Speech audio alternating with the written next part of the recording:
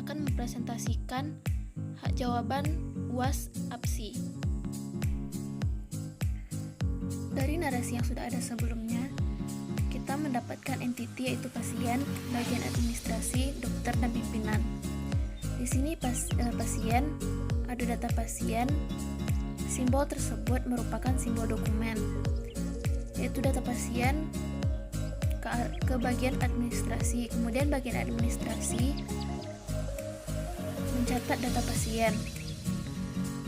Kemudian di sini menggunakan simbol seperti yang terlihat, yaitu merupakan simbol proses manual.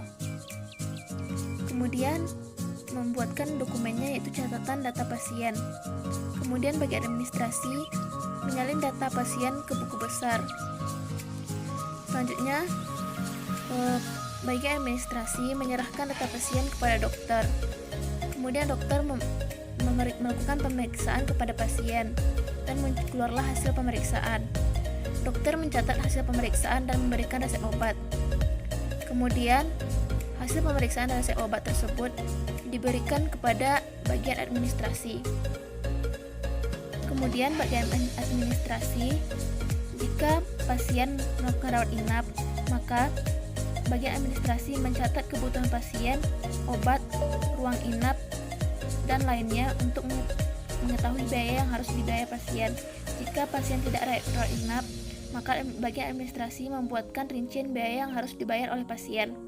Kemudian dibuatkan dokumen biaya yang harus dibayar oleh pasien. Di sini kita menggunakan lambang seperti yang terlihat, yaitu merupakan lambang sambungan jika sambungannya berada pada halaman yang berbeda. Selanjutnya, pada bagian administrasi membuatkan kwitansinya dan mencetak 2 buah atau 2 rangkap kwitansi.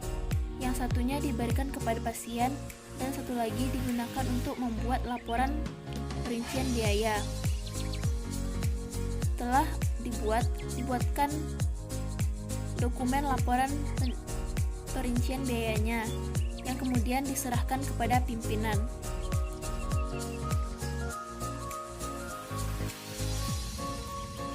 Berdasarkan ASI lama yang sudah kita buat sebelumnya, maka pada ASI baru kita sudah melakukan proses yaitu secara komputerisasi.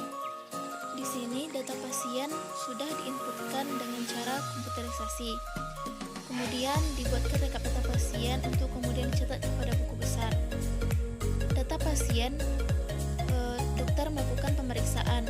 Hasil pemeriksaan, dokter mengentri hasil pemeriksaan dan resep obat secara komputerisasi. Dan didapatkan hasil pemeriksaan dan resep obat pasien. Kemudian jika pasien melakukan rawat inap, maka bagian administrasi mengentri kebutuhan pasien, obat, ruang inap, dan lainnya untuk mengetahui biaya yang akan dibayar oleh pasien. Jika pasien tidak melakukan rawat inap, maka bagian administrasi membuat rincian biaya yang akan dibayar pasien secara terkomputerisasi. Dan bagian administrasi mencetak kwitansi yang kemudian diserahkan kepada pasien dan untuk membuat rekap perincian biaya yang kemudian diserahkan kepada pimpinan. Kesimpulan pada ASI baru ini yaitu pengentrian data pasien dan data transaksi pasien dilakukan secara komputerisasi, tidak lagi digunakan secara manual.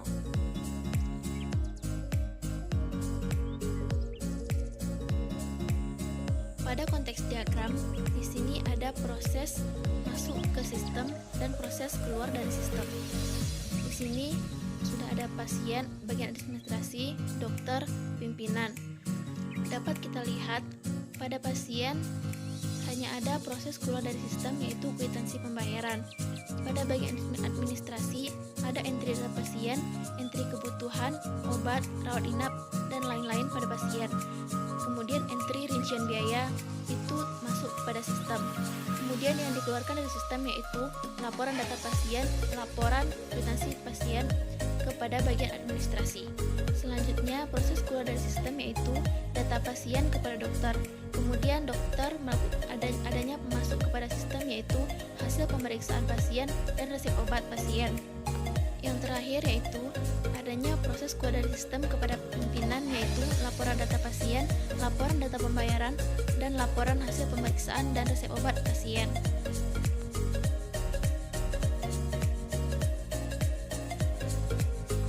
Pada data flow diagram, di sini pasien datang ke klinik untuk mendaftarkan diri ke bagian administrasi.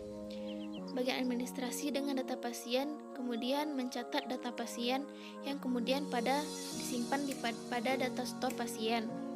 Kemudian data pasien dibuatkan ke buku besar oleh bagian administrasi. Data pasien kemudian diserahkan oleh bagian administrasi kepada dokter.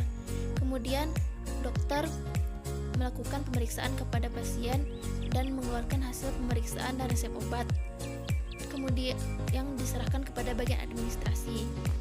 Hasil pemeriksaan dan resep obat kemudian dibuatkan oleh administrasi jika pasien rawat inap, dicatatkan kebutuhan obat, ruang inap, dan lainnya untuk mengetahui biaya yang harus dibayar oleh pasien. Kemudian rincian biaya disimpan pada data store 2 yang diberi nama transaksi, dan melakukan proses selanjutnya, yaitu membuat kwitansi pembayaran oleh bagian administrasi yang kemudian diserahkan kepada pasien. Pasien menerima kwitansi pembayaran. Kemudian bagian administrasi membuatkan laporan perincian biaya dari kwitansi yang sudah ada dan membuatkan laporan biaya untuk diserahkan kepada pimpinan.